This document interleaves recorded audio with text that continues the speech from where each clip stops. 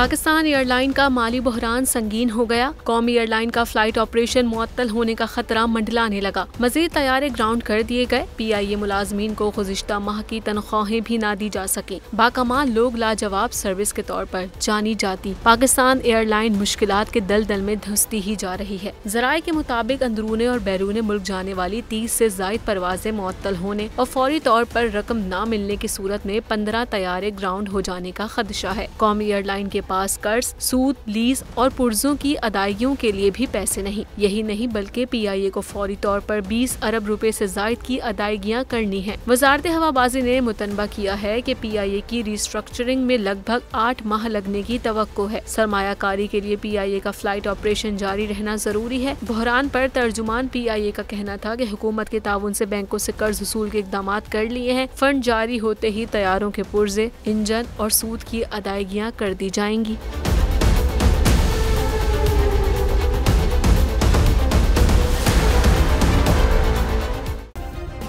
Subscribe करें और bell दबाएं ताकि कोई खबर रह न जाए।